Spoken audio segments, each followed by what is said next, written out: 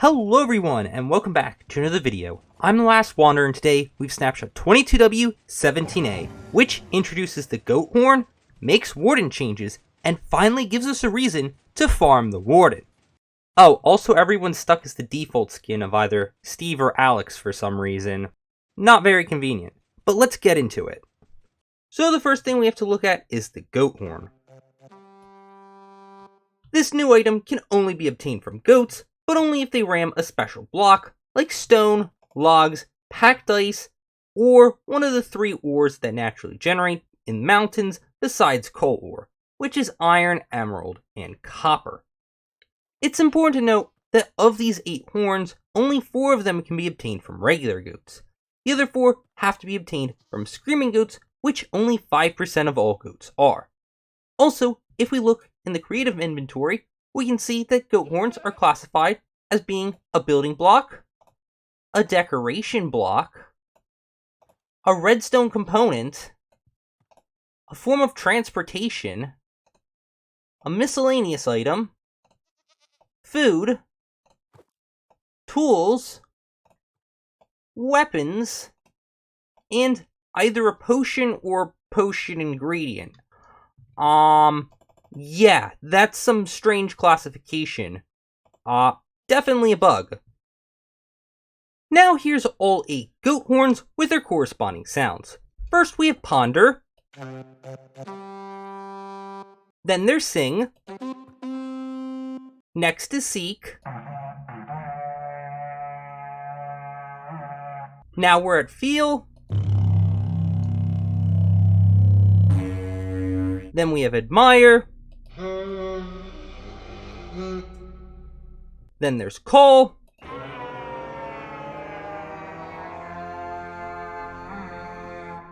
Next is yearn.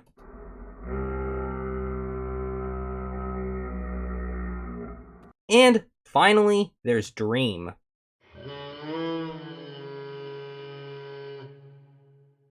So as you can see, these goat horns bring some very interesting sounds. My favorites have to be the one that imitates the large tugboat, the one that imitates the THX movie sound, and of course the one that imitates the raid noises. Pretty cool overall. In terms of their ability to be farmed though, that's a lot trickier. You see, goats only spawn with 2 horns, well, some of them less, but once they drop those horns, they don't grow them back ever. Which means in order to farm horns, you're going to need a renewable source of goats, which either involves breeding them or waiting around for them to spawn naturally, both of which are not very convenient. Then there's the problem of having to wait around for the goat to actually charge and drop its horn. While you could probably trick it into hitting one of these blocks with an armor stand, you're still going to have to wait a really long time because of how rarely goats charge. While you don't have this problem with screaming goats, since they charge more often, screaming goats are also a lot harder to get. And once a goat does drop all of its horns, how are you supposed to detect that? Especially considering not all goats have 2 horns. Yeah, this definitely seems like it's gonna be a really tough challenge for farming goats. One that I'm not gonna do now. If you want to skip the hassle of trying to get a goat to drop its horn, you can actually get goat horns from a pillager outpost, though you'll only be able to get the 4 that drop from regular goats.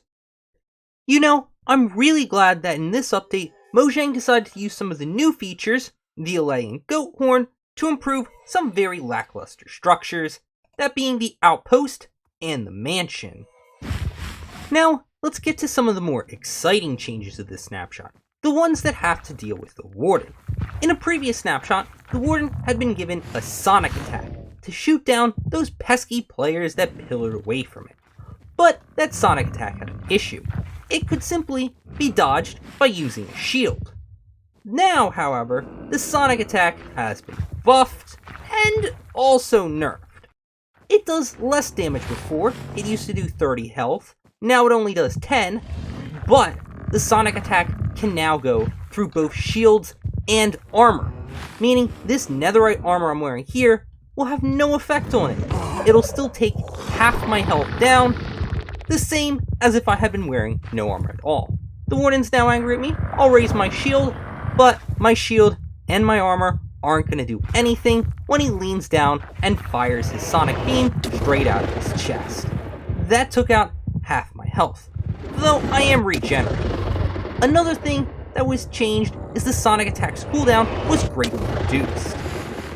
And with this snapshot, we also get a new death message, which means in 1.19, you too can be obliterated by a sonically charged shriek. In case you're wondering though, if you've got that shiny Protection 4 armor on, that'll still reduce the damage dealt by the Warden's sonic attack, just like every other source of damage gets reduced with the Protection enchantment.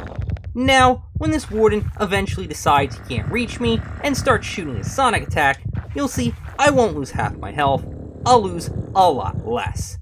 Actually, it's somewhat laughable how little damage this does. Just 1.5 hearts. That's really not much. Though, he does keep firing, so you do want to get away from him. Another change that's been made to the Warden is it finally has a drop. If you somehow are able to kill the Warden, it'll drop a single Skull Catalyst upon death, which means there's finally a reason to farm the Warden. This is no small task, however.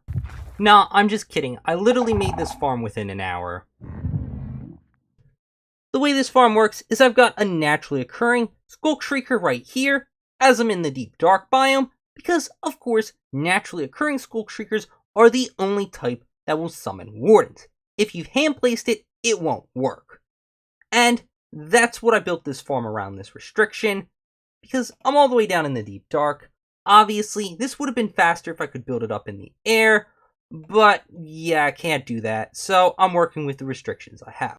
Wardens will also only ever spawn 5 blocks away from the Skull Shrieker in the X and Z directions, and 6 blocks away in the Y direction, so I've just got this one single spawn platform here. You could technically make multiple, but one was the easiest to work with. I've also made sure that there's no caves below, and the Warden can't get out, except through the bubble column.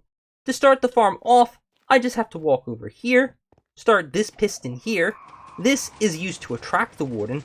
Then I get on top of this piston, which starts a clock. Every time I fall, this skull sensor right here will detect it, and if there's no Warden in range, it'll alert the Skull Shrieker over here to summon a new Warden. The Warden gets attracted to this piston right here, walks into the bubble column, and goes very, very far up. Now, I'm killing the Wardens with a pointed dripstone, which you can barely make out right there. And even with that, the Warden still has to go up a 250 block tall bubble elevator before it's able to fall down and die in one hit.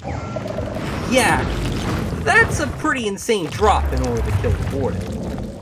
But as long as I stand here, I'm perfectly safe. Even if the Warden does detect me, it'll first run into the bubble column, which will send it straight out its range. So I don't really have to worry about the Warden's sonic attack. This farm isn't the fastest though, because obviously it does take a long time for the Warden to get up there. Thankfully, it's under a minute, which means the Warden will not despawn on its own. And that's another thing. The Warden, unlike normal mobs, will not despawn if it's 128 blocks away from you, which is what makes this farm possible. Even when that Warden is well over 200 blocks away, it's still there, which is very important. Now, when the Warden dies, what happens is it ends up dying on the pointed dripstone. As I mentioned before, there's a hopper minecart under there that you can't see, then hoppers pointing to this chest, which is where we collect our Skull Catalyst. As you saw, one more just came in.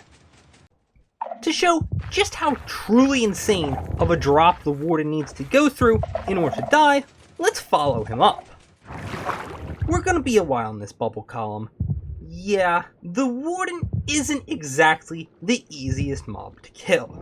We just keep going up and up and up. We just passed through a lush cave.